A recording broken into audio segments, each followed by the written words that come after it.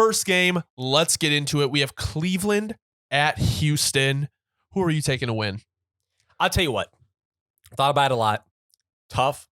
But I'm going in this case that the Browns are going to come in there and per se, I don't think it would even be necessarily an upset because I know the way things stand right now, like the Texans are the home team. But we know it's a long shot because of how young they are. And I think that for me, that's the only thing is really, it doesn't even come down to the youth, but it comes down to that youth versus the Browns defense. Like, I know the Browns defense is going to be ready to show up. I know the Browns defense is going to show up heavy. And I don't know. It's going to be one of those games for me where it is. I'm not counting Texas out. Let me be clear. If CJ can have a 300-yard day and Nico can have a 100-yard day, anything's possible.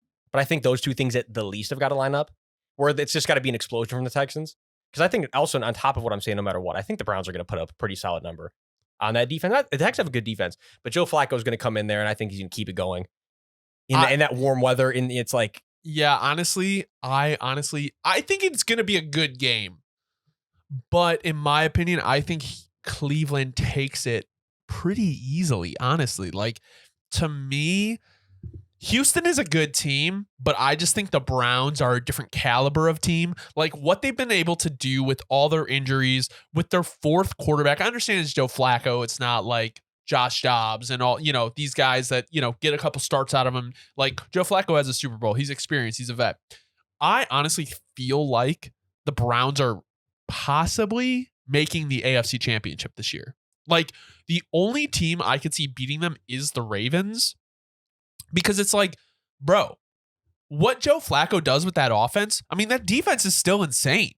So it's like, I don't know if I buy any of the other AFC teams outside of the Ravens. Now, obviously the Bills, when they're hot, yes, but we don't know if they're going to come out hot in the playoffs. Back to my 4 in a row with the Bills. That's been the thing all year. Like, I don't know if they can do that.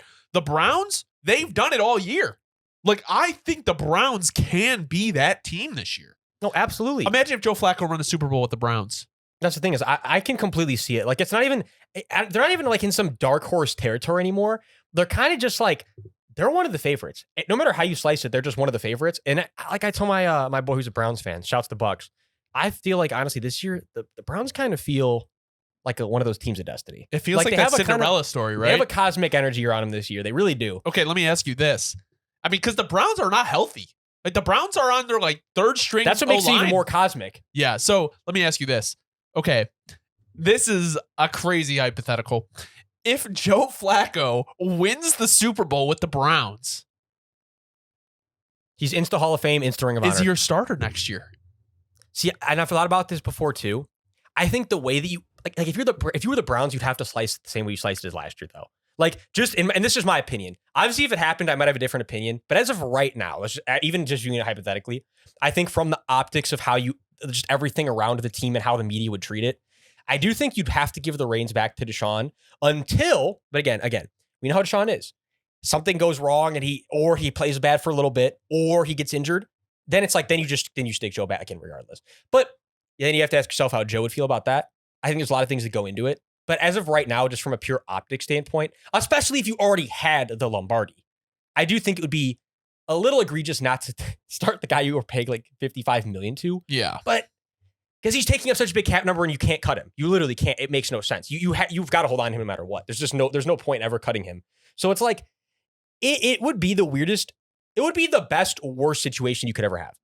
Is that a good way to put it? Yeah, I feel you. I know it's not a bad one to have, except for the fact that you're paying him a ridiculous amount of money. I think the thing too with the Texans is like they're a very young team, first time head coach. Like, I don't think that them winning is out of the question. I just trust Cleveland more to get it done because I feel like that team and culture has been building for so long, and I feel like they're ready to do it. I feel like they're really ready to do it, and I don't know, and like I could be very, very wrong, but I just have kind of a feeling about the Browns this year that they're going to make a deep run. No, absolutely. And again, on top of things, like there's been games recently where they don't even get their run game going. They're still putting up big numbers. Like this game against the Texans right here. I'm not even going to do the quick math. It's like 58 or 57, something like that, just by looking at it. But they had, I'll say this, sub 60 rushing yards against the Texans last time they played them. Beat them by 14, still put up 36. Like the Texans or the Browns are in a weird range right now where they don't have to be playing great on both sides of the ball. Like one of the sides of the ball just gets going and it just gets going, which is the best. I mean, those are the best type of offenses to have.